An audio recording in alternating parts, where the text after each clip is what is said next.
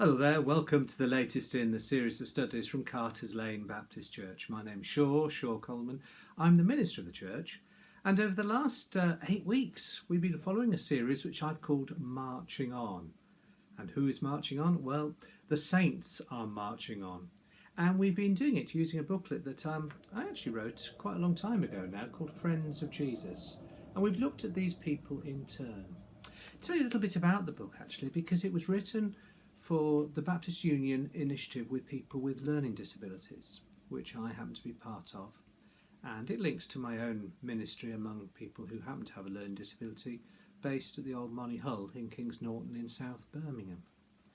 But this booklet was produced in memory of one of the friends of Jesus. His name was Simon King, and in a little dedication at the front of the book it tells us that his life touched hundreds of people for God. This booklet is dedicated to his memory. And it's appropriate that our final saint is a lady who has dedicated a huge amount of her life to inspiring church communities to support those who happen to have any kind of disability.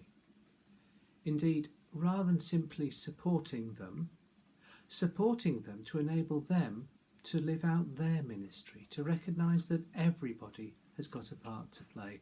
Everybody has the potential to be one of God's saints.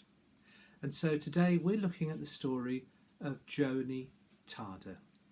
Sometimes she's called Johnny Erickson Tarder. And this is her story.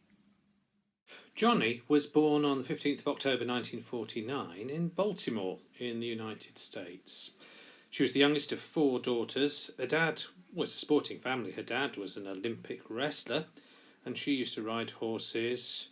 She went hiking, she played tennis and swimming. But it was swimming that was to cause a massive change in her life. When aged, I think around about 17, she dived into water that was shallower than she expected. And as a result of her injuries, she became tetraplegic or quadriplegic. It's differently described, but it was a very hard time for her, 2 years of rehabilitation. And she's written extensively, and in a biographical note she says, I had to work through anger, depression, contemplated suicide, and certainly had religious doubts. But it was out of that experience that she was to develop a ministry which was to be far-reaching. Not only did she write books, but she was also, and still does, produce a regular, indeed a daily radio podcast and a radio broadcast, as well as appearing on television. She's spoken extensively at conferences. And in this study, I want to focus on some of the points that she wants to make, if you like, a series of quotes, which are the legacy that she is still giving us today. She's aged 71 now, and is still in active ministry. I once heard a former Baptist Missionary Society missionary who'd worked in China before the Cultural Revolution, and I met him in quite old age. I think he was in his 80s. He'd had a stroke, and I said to him as a naive young trainee minister, what are you learning about this experience? And he said something quite fascinating to me. He says, much as Johnny has said in that quote, we're immortal till our work is done. There was a lovely tribute to him in the Baptist Times, actually, when he died, shortly after his 102nd birthday. But yes, she does speak often about the pain of having a disability and the difficulty that she has to face because of that every day. So some of her quotes are very honest. Let me give you a flavour. My life goal, she says, is to recognise that in the Christian faith, God really puts suffering front and centre. He doesn't get squeamish about it. Yeah. And for somebody who, as a youngster, was very fit, as she says, I was in every club and extracurricular activity at high school. I was in the National Honour Society. But she now sees that her life goal is to see the world's 1 billion people with disabilities embraced and encouraged by the church.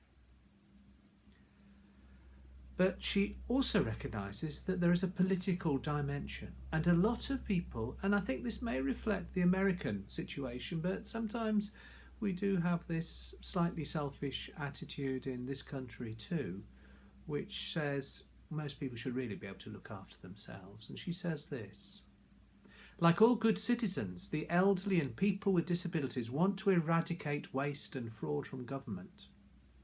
But helping people with special needs meet their basic needs doesn't fit this description. And she believes that that isn't wasted resource at all. In fact, it's essential, it's part of our common humanity. And she goes on to say, I have an interesting perspective on depending on others. I think it gives people a chance to serve. And I'm not so much big on independence as I am on interdependence.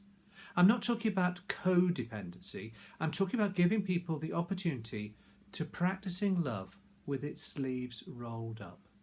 Because then life becomes inspiring, not in spite of the problems and the hard hits, but because of them. And a very remarkable artistic woman, she turned to mouth painting, and these are examples of some of the extraordinary creations that she has made, which she has used to help others develop their skills and talents in all sorts of fields. But above all else, it is to acknowledge that sufferings are something that matter to the Almighty, she says in her book, and to recognise that the perspective of people who happen to have a disability not only is one which has to be addressed as they learn to cope with the traumas and the disadvantages and the prejudices which they face, but also the insights that they bring from God, which the able-bodied community need to hear and learn from. She set up an organisation, Johnny and Friends International, which did so much to ensure that the voices of all people are heard. And it's going to be on the theology of suffering and disability. My hands don't work. I can't applaud your theology department for that. But this course will mean that so many more disabled people like me will be reached with the good news of Jesus, because I tell you what, statistics are skyrocketing, disability is on the rise. What do you do with those kids with autism in Sunday school who keep screaming and jumping up and down? What do you do with elderly people who have Alzheimer's? How are churches going to be prepared? Well, I am proud to announce that Biola University is the first in the country to have a course in the Bible department on reaching people like me, families like mine, in this Theology of Suffering and Disability course being offered in spring 2008. Guys, the first in the country. Applaud your department for that. Yes. That was Johnny speaking a few years ago now at Biola University. And she had been at the forefront of so much campaigning to get the churches and religious groups to take seriously the issues raised by learning disability, physical disability, mental need. We admire that.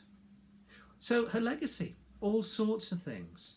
I've tried to summarise them here. That life is not always easy, even if you believe in God. But bad things do not mean everything is lost.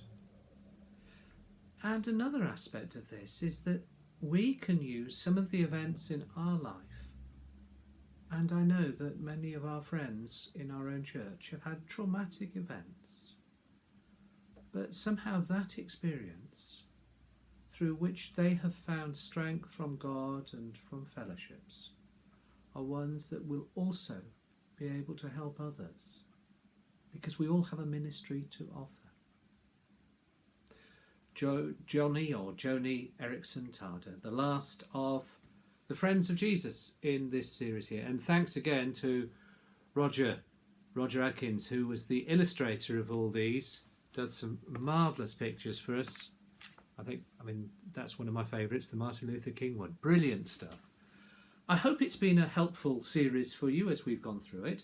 We take a pause now up to Christmas. The prayers will be carried on, but the Bible studies we'll begin again in the new year.